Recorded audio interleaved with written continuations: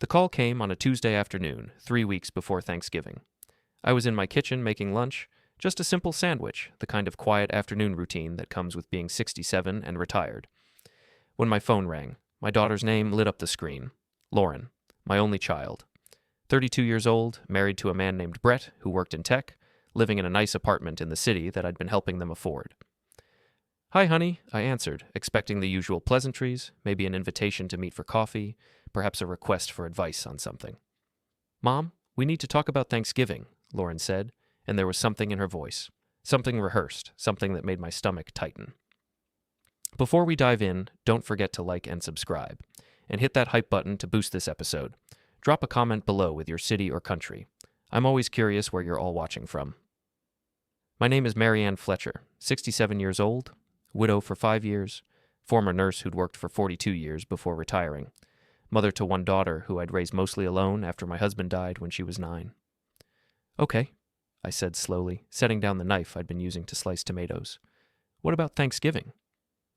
"Brett and I have been talking," she said, and I heard that "we've been talking" phrasing that always meant a decision had already been made and I was just being informed of it.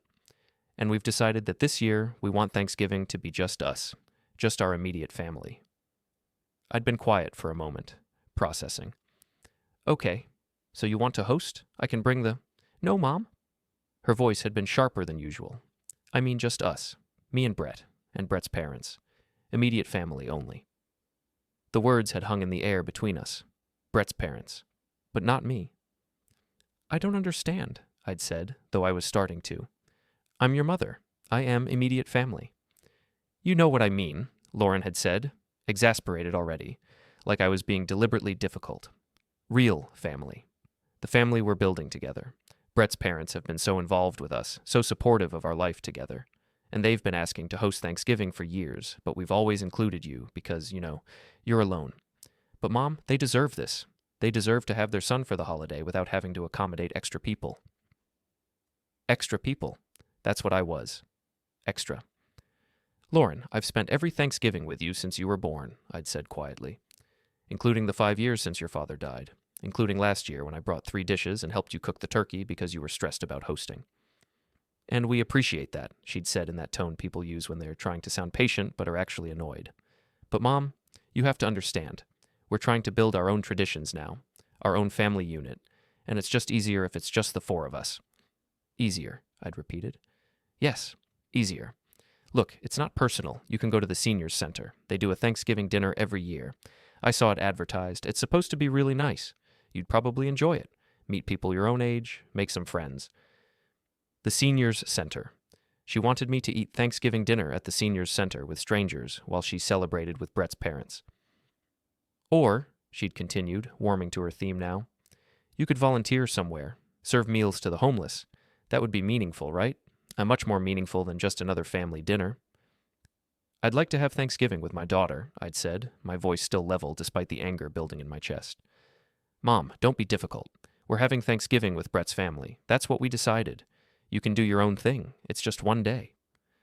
Just one day. As if the holiday itself was the point, rather than the message she was sending. "Does Brett know you're calling me to uninvite me from Thanksgiving?" I'd asked. "We both agreed," she'd said quickly. "This was both of our decision. His parents are important to us, and they shouldn't have to share their son on major holidays with people who aren't really part of their family. People who aren't really part of their family." I'd taken a deep breath, choosing my words carefully. "Lauren, I understand you want to prioritize Brett's parents, but telling your own mother to eat at a seniors center while you have Thanksgiving with your in-laws, do you understand how that sounds?" "It sounds like we're making adult decisions about our life and our holidays," she'd said, defensive now. "I'm 32 years old, Mom. I don't need your permission. I'm just doing you the courtesy of letting you know ahead of time so you can make other plans." The courtesy. How thoughtful. "Okay," I'd said after a long silence. "Okay?" She'd sounded surprised, like she'd been expecting more of a fight. "Yes. Okay. If that's what you've decided, then okay." "Great. Thank you for understanding. This is really important to Brett's parents." "I understand perfectly," I'd said. And I had. I'd understood exactly what was happening. After we'd hung up, I'd stood in my kitchen for a long time, staring at my half-made sandwich, feeling something cold and hard settle in my chest. For 32 years, I'd put my daughter first. I'd worked double shifts as a nurse to afford her private school. I'd sacrificed vacations and new cars and home renovations to save for her college fund. I'd paid for her wedding when Brett's wealthy parents had said they'd already done enough by paying for the rehearsal dinner. And when she and Brett had gotten their nice apartment in the city, the one that was slightly beyond their budget, but that Lauren had insisted they needed for the right neighborhood and the right image, I'd offered to help with rent. Just until you're more established, I'd said. Just until Brett's salary increases or you get that promotion. That was 3 years ago. 3 years of me paying $200 a month toward their $2,300 rent. 3 years of them being just about to not need help anymore. 3 years of me subsidizing their lifestyle in a trendy neighborhood while I lived in my modest 2-bedroom house in the suburbs. I'd put it on my credit card each month, a card in my name that they used like it was their own. I'd given them access to it for emergencies, but somehow their rent had become a permanent emergency. $200 a month. For 3 years. That was $43,200 I'd paid toward their apartment. And now I was extra people who weren't real family. I'd picked up my phone and called my bank. "I'd like to shut down a credit card," I'd said when they answered. "Certainly. Can I have the card number?" I'd given it to them. The card that paid for Lauren and Brett's rent, their utilities, their groceries half the time, their emergency expenses that always seemed to come up. "And the reason for closing the account?" the representative had asked. "It's no longer needed," I'd said.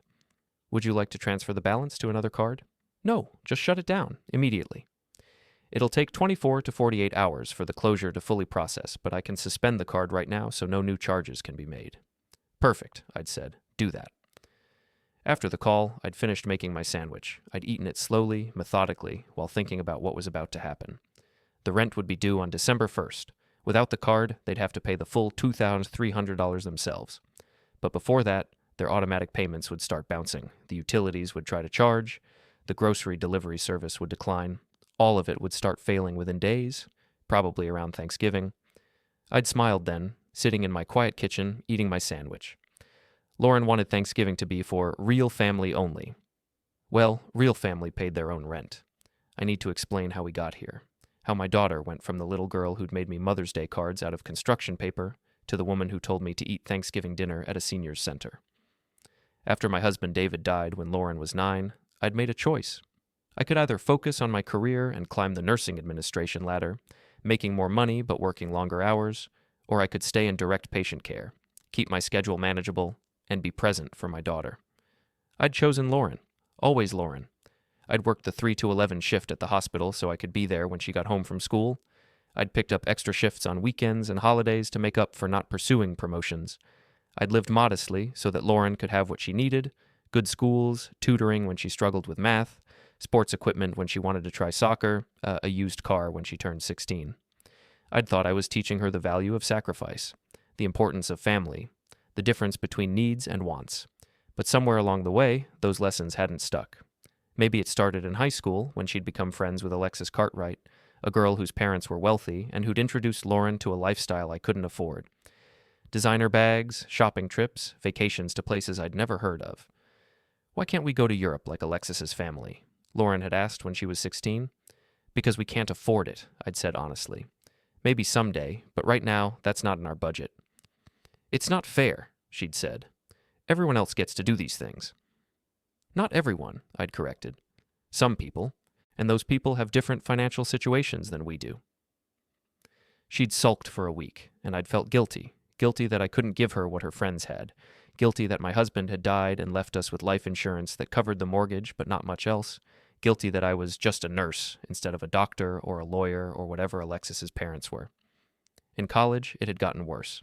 Lauren had gone to a good state school, not Ivy League, but respected and affordable with the scholarship she'd earned and the savings I'd accumulated. But she'd wanted the sorority experience, the spring break trips, the apartment off campus with her friends instead of the dorms that were covered by her housing scholarship. "Everyone does this stuff, Mom," she'd said. "This is what college is supposed to be."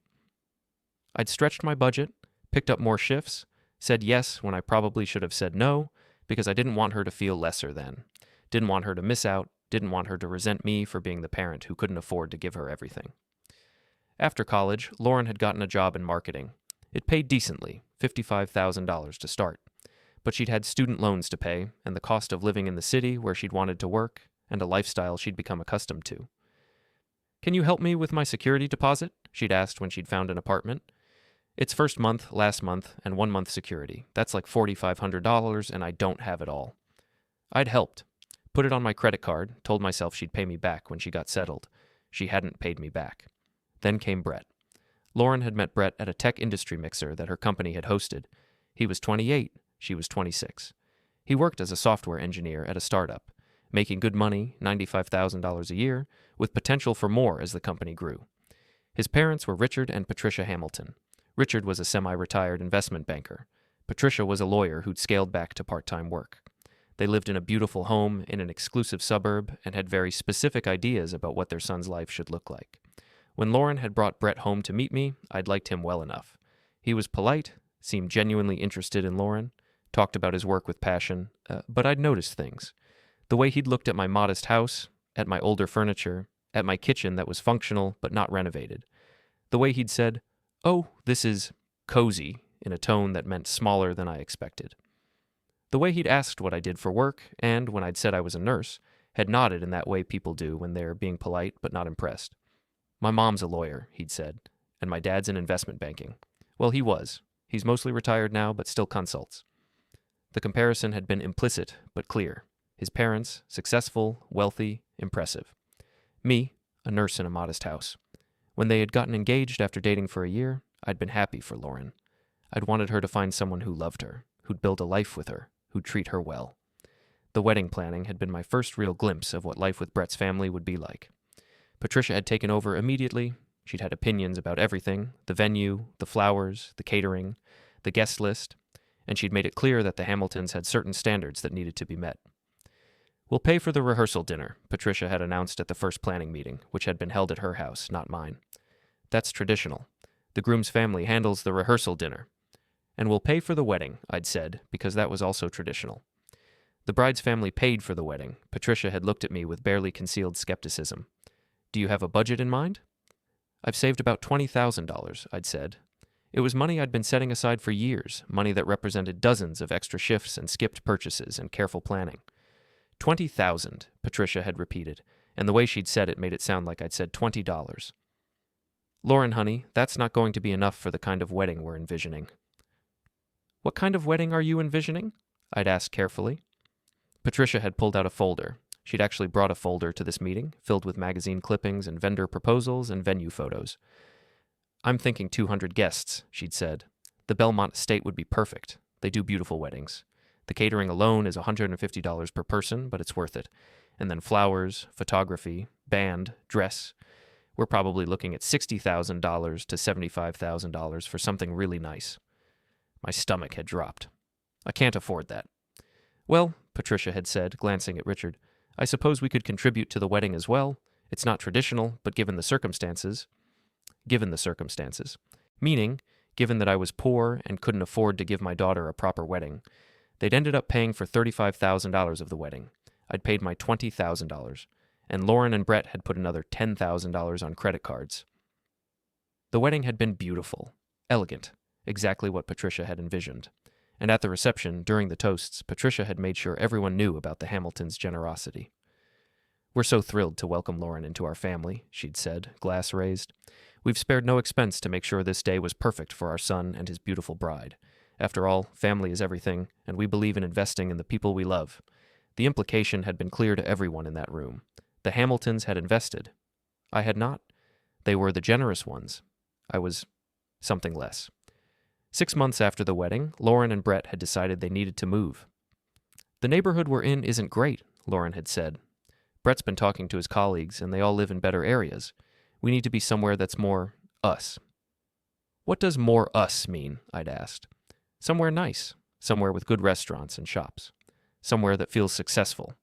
They'd found an apartment in Riverside District, a trendy neighborhood that had been gentrified in the last 5 years, where young professionals paid premium prices to live in renovated warehouses and new construction buildings with names like The Lofts and Urban Heights. The rent was $2,300 a month for a one-bedroom apartment. "That's a lot," I'd said when Lauren had told me. "It's market rate for the area," she'd said defensively, "and Brett's salary can cover most of it. We're just a little short right now because we're still paying off wedding debt and Brett's student loans, and I'm trying to save for a house down payment eventually." "How short?" I'd asked. She'd hesitated. "Like $200 a month, just until Brett gets his next raise, which should be in 6 months. And then we'll be fine. Just until. Temporary. 6 months." "I can't afford to give you $200 a month," I'd said honestly. My nurse's pension was comfortable, but not lavish. I lived modestly, spent carefully, saved where I could. "I'm not asking for cash," Lauren had said quickly. "But you know that credit card you have? The one with the rewards? What if we just put the rent on that each month, and then we'll pay you back the $200? That way you get the rewards points, and we get the apartment." It had seemed reasonable at the time. They'd pay me back. They'd promised. The first month, they'd sent me $200 via Venmo with a note. "Rent reimbursement. Thanks, Mom." The second month, they'd sent $1,000 with a note. "Rent partial. We'll send the rest on Friday when Brett gets paid." They hadn't sent the rest. The third month, they'd sent $600. "Things are tight this month. We'll catch up soon." By the sixth month, they'd stopped sending anything at all. "Mom, we're still planning to pay you back," Lauren had said when I'd brought it up. "We're just in a tight spot right now. Brett's raise got delayed, and my car needed repairs, and we had to buy furniture for the apartment." "Lauren, I can't keep paying $200 a month toward your rent indefinitely," I'd said. "It's not indefinitely. It's just until we get caught up. Mom, please. We'll lose the apartment if we can't make rent. We'll have to move to a terrible neighborhood. Brett's colleagues will think we're failures." "Then maybe you should find a cheaper apartment," I'd suggested. "We can't break the lease without a huge penalty. Please, Mom, just a few more months." A few more months had turned into a year, then 2 years, then 3. And somewhere along the way, they'd started using the card for other things: groceries, utilities, date nights, emergencies that always seemed to come up. I'd let it happen because I didn't want Lauren to struggle, because I remembered what it was like to be young and financially stretched, because I was her mother and mothers helped their children, but also because every time I'd tried to set a boundary, Lauren had made me feel guilty. "You're being really unsupportive right now. I thought family helped each other. Brett's parents would never do this to him." Brett's parents. It always came back to them. Richard and Patricia, who'd taken Brett and Lauren on vacation to Italy last year, who'd bought Brett a new car when his old one died, who'd paid for Lauren's birthday dinner at a Michelin-starred restaurant. Meanwhile, I was paying their rent, while they pretended they were financially independent. The money wasn't even the worst part, though $43,200 over 3 years was nothing to dismiss. The worst part was watching my daughter slowly stop treating me like a person who mattered. It had been gradual, small things that added up over time, like the way she'd stopped calling me Mom in front of her friends and started calling me Marianne, like we were peers instead of parent and child, like the way she'd stopped inviting me to things unless they were obligatory, holidays, milestone events. But Patricia was at every dinner party, every game night, every casual brunch. "Brett's mom is just so easy to hang out with," Lauren had said once. "She gets our life, you know? She understands the kind of lifestyle we're building." The implication being that I didn't understand, that I was too poor, too modest, too working class to get it.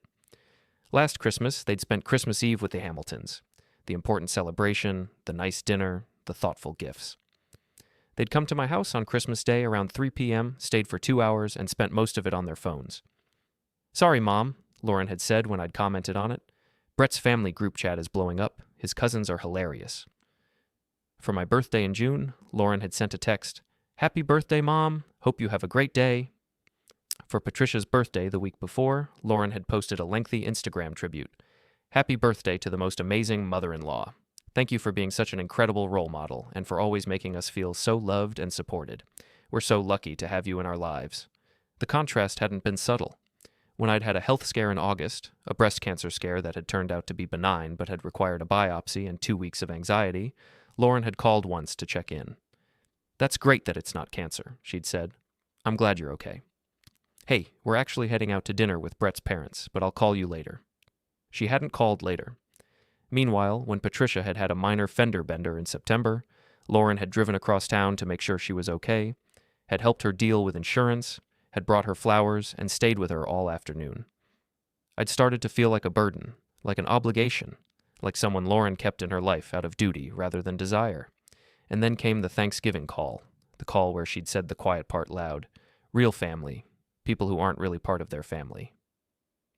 I wasn't real family anymore. I was just the woman who'd raised her and was currently paying part of her rent. After I'd shut down the card that Tuesday afternoon, I'd spent the rest of the week in a strange state of calm. I'd gone about my normal routine, grocery shopping, lunch with my friend Dorothy, who I'd worked with for 20 years, my book club meeting on Thursday, volunteering at the hospital gift shop on Friday. I hadn't told anyone what I'd done, hadn't mentioned the Thanksgiving conversation or the credit card shutdown. I'd simply waited. The first charge to decline was the rent, which their management company tried to process on Wednesday, November 22nd, 3 days before Thanksgiving. I knew because I'd gotten an email notification from the credit card company. Attempted charge of $2,300 declined, card inactive. The second declined charge was their electric company, which tried to auto-pay on Thursday morning, then the internet bill, then the grocery delivery service they used, then the parking garage fee. One by one, the automatic payments they'd set up on my credit card started bouncing. I'd pictured Lauren checking her phone between meetings at work, seeing the notifications, the confusion, the mounting panic, the realization that something was very wrong. But she hadn't called me, not Wednesday, not Thursday, probably because she was too busy preparing for Thanksgiving with real family. Thanksgiving morning, I'd woken up early and made myself a nice breakfast. French toast, the good maple syrup, coffee in my favorite mug.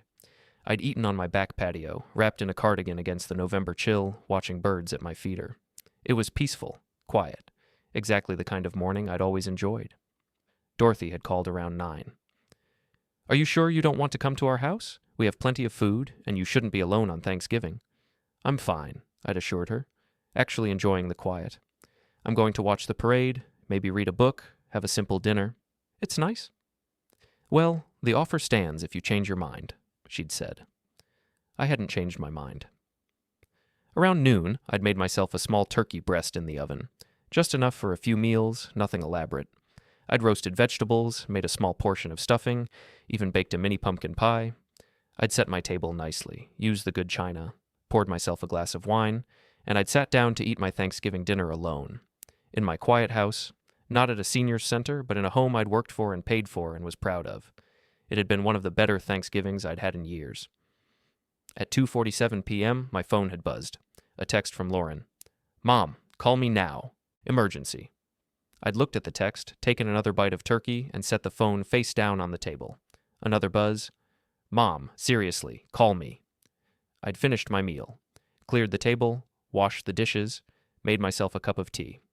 My phone had been buzzing constantly. Text from Lauren, then calls, then more texts. At 4:15 p.m., I'd finally picked up my phone and read through the messages. "Mom, call me now. Emergency. Mom, seriously, call me. Why is your credit card declining? We need to pay rent, and it's not working. Mom, this isn't funny. The card declined for like 5 different bills. What's going on? I'm calling you. Please pick up. Mom, answer your phone. This is actually serious. We're going to get evicted if we can't pay rent. Why did you cancel the card without telling us? Brett's parents are asking why we're both freaking out at Thanksgiving. This is so embarrassing. Can you please just call me and explain what's happening?" Then, the most recent text, sent at 4:10 p.m. "You did this on purpose, didn't you? Because of Thanksgiving? That's so petty and immature. We needed that card." I'd smiled reading that last text. Then I'd called her back. She'd answered on the first ring. "Mom, finally. What is going on with the credit card? Why is it declining?" "Hello, Lauren," I'd said calmly. "How's your Thanksgiving going? Enjoying dinner with the real family?" There'd been a pause. I'd heard voices in the background, Patricia's laugh, Richard saying something about wine. "Mom, this isn't the time for this. The card declined, multiple times, for really important bills." "I closed the card," I'd said simply. You closed it? Without telling us?" "I told you on Tuesday that I understood perfectly. I did. I understood that I'm not real family, that I'm extra people, that I should eat at a seniors center while you have Thanksgiving with Brett's parents. And I realized that real family probably shouldn't be paying your rent. Mom, so I closed the card. It was in my name, after all, my account, my decision. But our rent, Mom, our rent is due Monday. We can't pay it without the card." "That sounds like a problem," I'd said. "Have you tried asking your real family for help? I'm sure Patricia and Richard would be happy to assist since you're spending Thanksgiving with them instead of me." "This is insane." Her voice had risen to a near shriek. You can't just cut us off like this. We depend on that card. For 3 years, I'd said. You've depended on it for 3 years, during which you've paid me back a grand total of $3,400 out of the $43,200 I've paid toward your lifestyle. So yes, Lauren, I can cut you off, and I have. $43,200? She'd sounded genuinely shocked, like she'd never done the math. It hasn't been that much. $200 a month for 36 months, plus all the groceries, utilities, and miscellaneous charges you put on the card. Yes, it's been that much. I'd heard muffled conversation, Lauren talking to someone, probably Brett, her hand over the phone. Then, Mom, can we please talk about this like adults? Can you just turn the card back on and we'll figure out a payment plan to pay you back? No, I'd said. No? No. I'm not turning the card back on. You're 32 years old, Lauren. You and Brett make a combined income of probably $140,000 a year. You can afford your own rent. But we have other expenses. We have debt. We're trying to save for a house. Then get a cheaper apartment, I'd suggested, or cut back on the date nights and the delivery services and the lifestyle you've been living on my credit card. This is about Thanksgiving, she'd said, and her voice had turned cold. This is you punishing us because we wanted to spend the holiday with Brett's family. This is me stopping enabling you, I'd corrected. The Thanksgiving conversation just helped me see clearly what I'd been refusing to see for 3 years, that you've been using me as a bank while treating me like an embarrassment. I've never treated you like an embarrassment. Lauren, you told me to eat at a seniors center while you had Thanksgiving with your real family. That's treating me like an embarrassment. Silence. Then, in a smaller voice, Mom, please, we really need the card, just until Brett's bonus comes through in January. No. You're going to let us get evicted over this? I'm going to let you handle your own expenses like the adults you claim to be, I'd said. If you get evicted, that's a consequence of living beyond your means and depending on someone you don't consider real family. I didn't mean it like that, she'd protested. The real family thing, I was just trying to explain that Brett's parents wanted time with us. By excluding me, I'd said, by telling your mother to go eat with strangers at a seniors center while you celebrated with your in-laws. Lauren, do you understand how hurtful that was? It was just one holiday. It was the last straw, I'd corrected. After years of you treating Patricia and Richard like your real parents, while treating me like an obligation. After years of you taking my money while barely spending time with me. After years of Instagram posts about how amazing Brett's family is while I get a 2-hour visit on Christmas Day, this was just the thing that made me finally see it clearly. I'd heard Patricia's voice in the background. Lauren, honey, is everything okay? I have to go, Lauren had said. But Mom, we're not done talking about this. Actually, we are, I'd said. Have a lovely Thanksgiving with your real family, Lauren. I hope they can help you with your rent. I'd hung up before she could respond. The texts had started coming fast after that. You're being cruel and vindictive. This is financial abuse. Brett says what you're doing is probably illegal. We're going to have to borrow money from his parents now. Are you happy? You've embarrassed us in front of Brett's entire family. I can't believe you'd do this to your own daughter. I'd read them all, hadn't responded to any of them. Around 6 p.m., I'd gotten a call from Patricia Hamilton. I'd almost not answered, but curiosity had won out. Marianne, this is Patricia. I hope I'm not calling at a bad time. Hello, Patricia. Not at all, just cleaning up from dinner. I wanted to reach out because Lauren is quite upset. She's told us about the situation with your credit card, and I have to say, I'm concerned. Concerned about what? I'd asked pleasantly. Well, cutting them off so suddenly without warning, that seems rather harsh. Lauren says you've been helping with their rent for some time, and they've come to depend on that support. For 3 years, I'd said, and they were supposed to pay me back once they got on their feet. They never got on their feet. Still, to withdraw support so abruptly, right at the holidays, it seems punitive. Patricia, did Lauren tell you why I closed the card? A pause. She mentioned something about a misunderstanding regarding Thanksgiving. It wasn't a misunderstanding. She told me I wasn't invited to Thanksgiving because it was for real family only and suggested I eat at a seniors center while you all celebrated together. The silence on the other end had been long and uncomfortable. I wasn't aware she'd said that, Patricia had said finally. Well, she did, so I decided that if I'm not real family, I shouldn't be paying real family expenses. That seems logical, doesn't it? Marianne, I'm sure Lauren didn't mean it the way it sounded. Patricia, let me ask you something, I'd interrupted. If Brett had told you that you weren't real family and should eat Thanksgiving dinner at a seniors center while he celebrated with my family, would you continue paying his bills? Another long silence. That's different, she'd said finally, but she'd sounded uncertain. How is it different?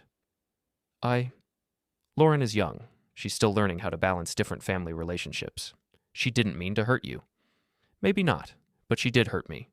And more importantly, she took my money for 3 years while treating me like I was less important than you. So no, Patricia, I'm not going to keep funding her lifestyle. If you'd like to help them with their rent, I'm sure they'd appreciate it. We're not going to pay their rent, Patricia had said quickly. They're adults. They need to be responsible for their own expenses. The irony hadn't been lost on me. I agree, I'd said, which is why I closed the card.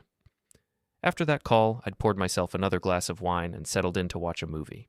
I'd felt lighter than I had in months. Years, maybe. The texts had continued throughout the evening. From Lauren, Brett's mom called you? That's so inappropriate. You're making us look bad. We're going to figure this out without your help. We don't need you. But you need to know you're ruining my relationship with Brett's family. They think I come from a dysfunctional family now. From Brett, which had surprised me since he'd never texted me directly before. Marianne, I think we need to have a conversation about this situation. What you're doing is putting a lot of stress on Lauren and on our marriage. I'd responded to Brett with one message. Brett, I paid over $43,000 toward your rent over 3 years. I was never paid back. Your wife told me to eat at a seniors center on Thanksgiving. I think we're done having conversations. His response, that money was a gift. You can't take back a gift. It was a loan. You just never paid it back. We have no record of it being a loan. You have 3 years of credit card statements showing charges for your rent. That's the record. He hadn't responded after that. Friday morning, I'd woken up to 17 missed calls and a dozen text messages, all from Lauren, sent between 2 and 6 a.m. Mom, I can't sleep. We need to talk. Please. I'm sorry. Can we just fix this? I'll pay you back. I promise. Just turn the card back on. Mom, please. Brett is so angry. His parents are judging me. This is awful. Why are you doing this to me? At 8 a.m., she'd called again. Mom, thank God. I've been trying to reach you all night. Lauren, it's 8 in the morning. I was sleeping. We need to fix this. Today. Brett and I have been up all night trying to figure out how to pay rent, and we can't come up with the full amount. Can you please just turn the card back on? I'm begging you. No, I'd said. Mom, I just told you we can't pay rent. Then I suggest you call your landlord and work out a payment plan, or ask Brett's parents for a loan, or get a cheaper apartment, or figure it out like adults. We can't ask Brett's parents, she'd practically shouted. They already think I'm irresponsible because of the credit card thing. If we ask them for money, they'll think we're failures. But it was fine to take money from me while thinking I wasn't real family. That was different. How, Lauren? How was it different? Because you're my mom. You're supposed to help me. I did help you, I'd said. For 3 years. I helped you to the tune of over $40,000. But you know what mothers are also supposed to do. Raise their children to be independent, functioning adults. I failed at that part, but it's not too late for you to learn. So, you're just going to let us fail? Let us lose our apartment? I'm going to let you handle your own life, I'd corrected, which you've told me repeatedly that you're capable of doing. I hate you right now, she'd said, her voice breaking. That's okay, I'd said softly. You'll probably hate me for a while, but eventually you might understand why I'm doing this. She'd hung up on me. Saturday afternoon, I'd received an email, not from Lauren, but from Brett's father, Richard. The subject line was, regarding the current situation. Dear Marianne, I hope this message finds you well. Patricia and I have become aware of the situation between you and Lauren regarding the credit card and financial support.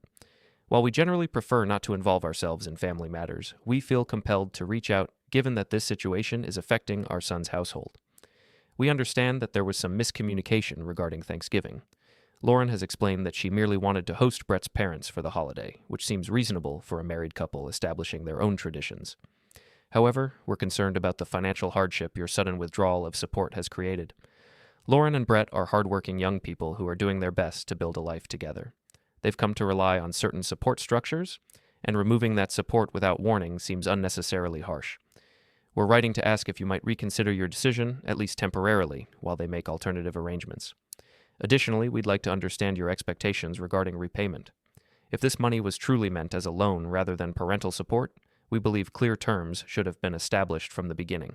We hope this situation can be resolved amicably. Regards, Richard and Patricia Hamilton. I'd read that email 3 times, feeling my blood pressure rise with each reading, then I'd written a response. Richard and Patricia, thank you for your email. I appreciate your concern for your son's household. However, I need to correct a few misunderstandings in your message. First, what happened regarding Thanksgiving was not a miscommunication. Lauren explicitly told me that Thanksgiving was for real family only, that I was extra people, and suggested I eat dinner at a seniors center while she celebrated with you. This was not about establishing new traditions. This was about excluding me while including you. Second, I did not create financial hardship. Lauren and Brett created financial hardship by choosing to live in an apartment they cannot afford without my subsidy. They are not hardworking young people doing their best. They are adults living beyond their means while taking money from someone they don't consider real family. Third, the support structure they've come to rely on was always meant to be temporary. I was told it would be 6 months. It became 3 years. During that time, they've paid me back $3,400 out of $43,200. That's 8% repayment over 3 years.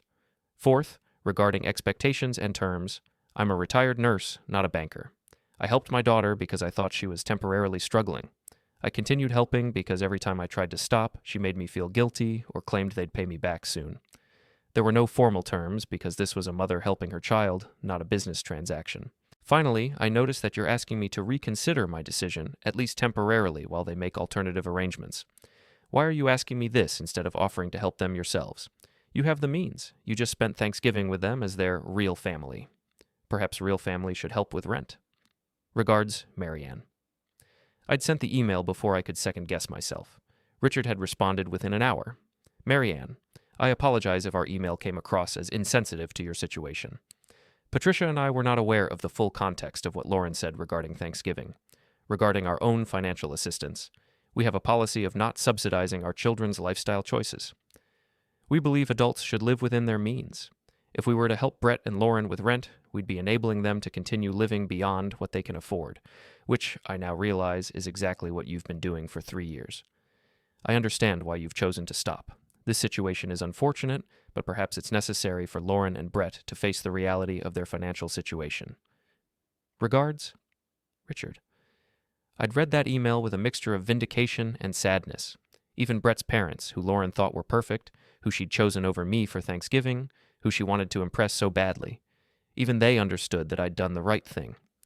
By Sunday, the panic had apparently fully set in. Lauren had called me 6 times. I'd let them all go to voicemail.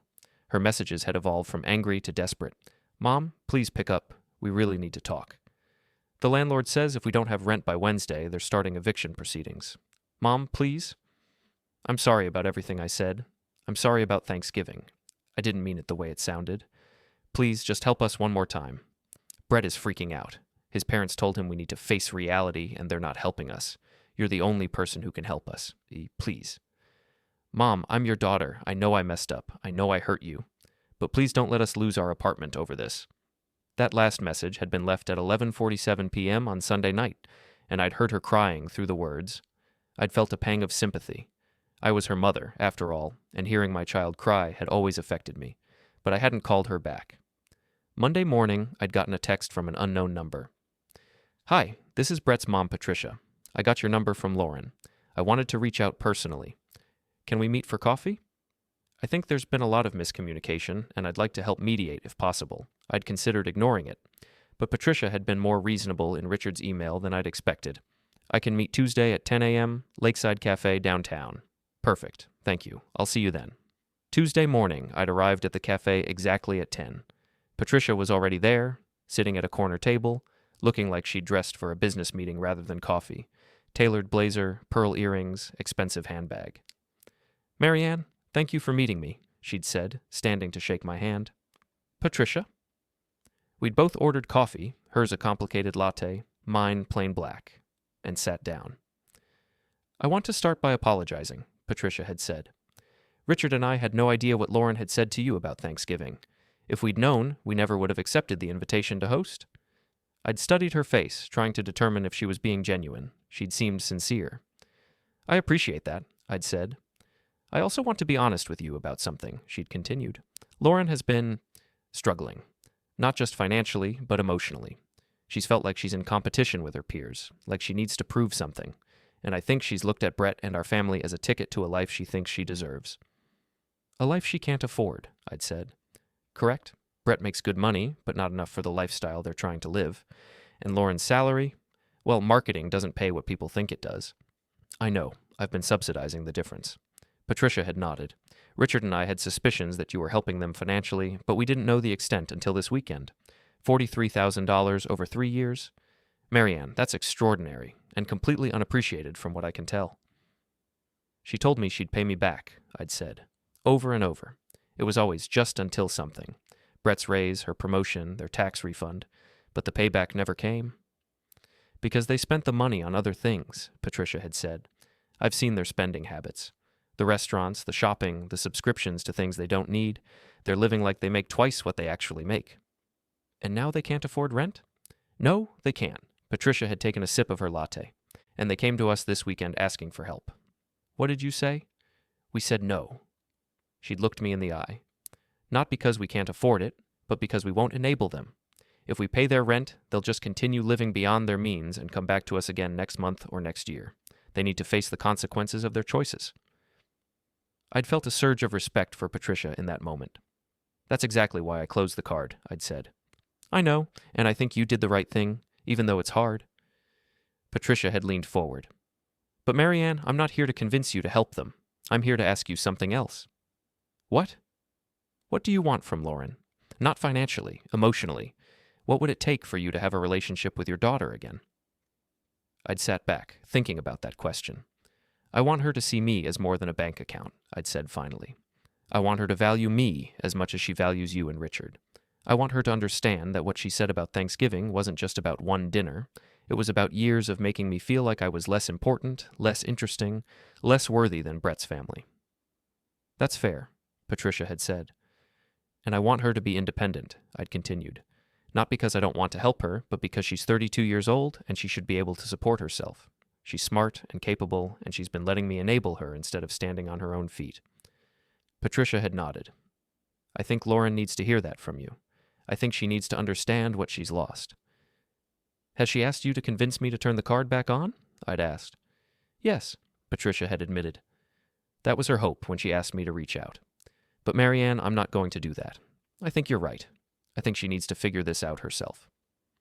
We'd talked for another hour about Lauren, about parenting adult children, about the line between helping and enabling.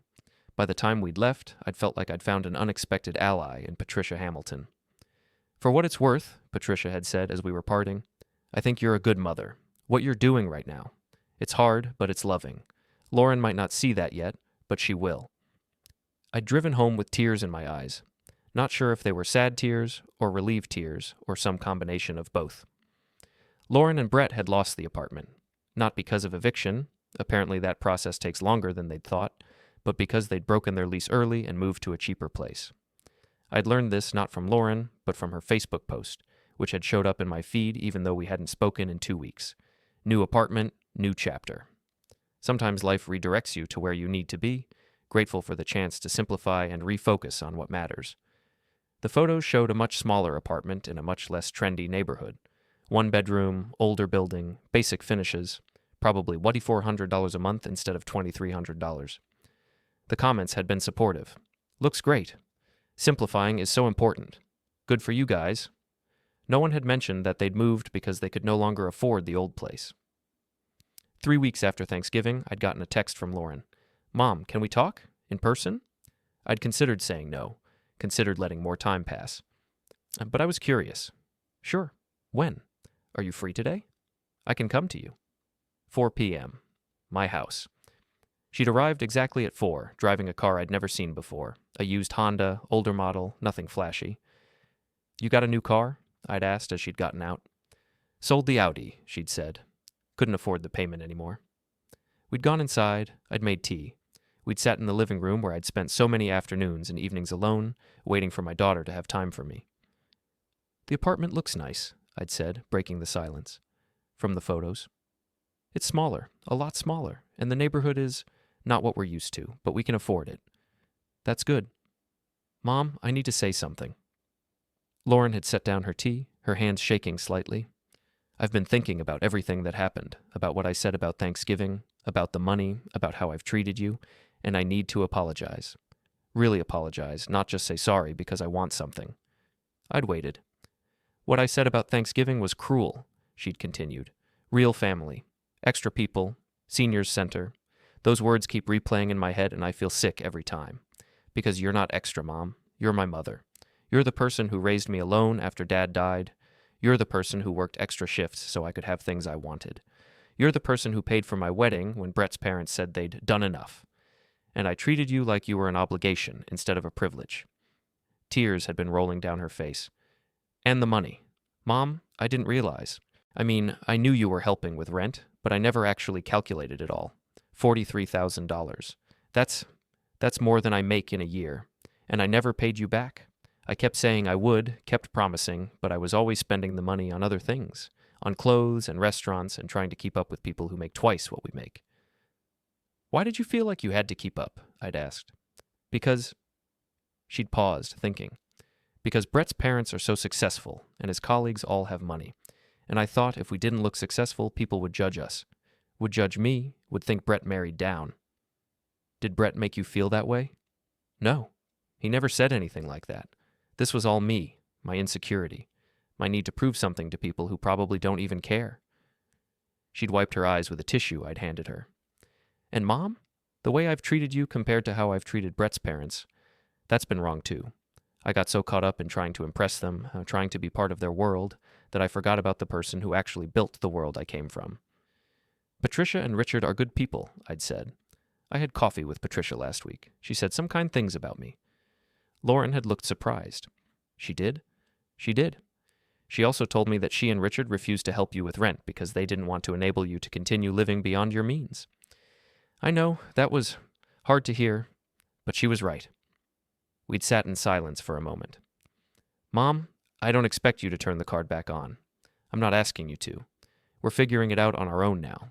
We cut our expenses, got a cheaper apartment, sold the car, canceled all the subscription services.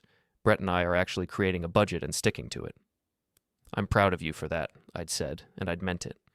But I am asking if we can work on our relationship. If you can forgive me, not right away. I know I hurt you badly, but eventually. Because I miss you, Mom. I miss having you in my life. I'd felt my own tears starting. I miss you too, I'd said. But Lauren, things have to change. I can't go back to being the person you call when you need money, but ignore the rest of the time. I can't be less important than Brett's parents while funding your lifestyle. That's not a relationship. That's being used. I know, and I'm going to do better. I'm already doing better. I've been in therapy, actually. Started right after Thanksgiving, working through why I got so obsessed with status and money and impressing people. That's really good, honey. And I want you to come to Christmas, she'd said. Not on Christmas Day at 3 p.m. after we've spent the morning with Brett's parents, but Christmas Eve, the important celebration. I want you there for that. What about Brett's parents? They're coming on Christmas Day, she'd said. I talked to Brett about it, about how I've been prioritizing them over you. He agreed we need to split the holidays, Christmas Eve with you, Christmas Day with them. Fair. It wasn't perfect. Part of me had wanted her to say I could have both days, or that I'd always have priority. But it was progress. Real progress. I'd like that, I'd said. And Mom, I'm going to pay you back. Not all at once. We literally can't afford that. But we're going to set up a payment plan. Probably $200 a month to start. It'll take years, but I'm going to do it. Lauren, you don't have to... Yes, I do, she'd interrupted. Not because I legally owe you, but because it's the right thing to do. You gave me over $40,000, and I never even said thank you. I'm saying it now. Thank you. And I'm going to show you thank you by paying you back. We'd hugged then, both of us crying, both of us holding on tight. It hadn't fixed everything. Trust takes time to rebuild. But it was a start. Christmas Eve had been small, just me, Lauren, and Brett in my living room. No fancy catering, no expensive gifts, just a ham I'd made, sides we'd all contributed to, and a quiet evening together. Brett had pulled me aside while Lauren was in the kitchen getting dessert. Marianne, I owe you an apology too, he'd said. I never thanked you for all the help with rent. I just assumed Lauren had it handled with you. I didn't realize how much you were paying or that you weren't being paid back. You didn't ask, I'd said simply. No, I didn't, and I should have. I let Lauren handle our finances, and she hid a lot of stuff from me. about the debt we were carrying, about how much we were spending, about how much we were relying on you. He'd looked genuinely uncomfortable. I thought we were doing fine. Turns out we were living a life we couldn't afford. Are things better now? They're tighter, he'd admitted. But yeah, they're better, more honest. We know exactly what's coming in and going out. No more surprises. That's good. And I want you to know, Christmas is going to be split going forward. My parents and you, fair and equal. Lauren's idea, but I agree with it completely. During dinner, Lauren had handed me an envelope. This is a Christmas gift, she'd said. But it's also more than that. Inside was a check for $400 and a handwritten note. Mom, this is the first payment toward the $43,200 I owe you. I know $200 a month is a tiny amount compared to what you gave us. At this rate, it'll take 18 years to pay you back in full. But I'm committing to this. Brett and I both are. Every month, $200. More if we can afford it. This isn't about the money, it's about integrity. It's about showing you that I value what you did for us, that I understand the sacrifice you made. Thank you for everything. Thank you for loving me even when I didn't deserve it. Thank you for setting boundaries even when it was hard. Thank you for being my mother. Love, Lauren. I'd cried reading that note. 18 years is a long time, I'd said. Then I'll be making payments until I'm 50, Lauren had said. But I'm going to do it. We'd had a nice Christmas Eve. No drama, no tension, just family. The real kind.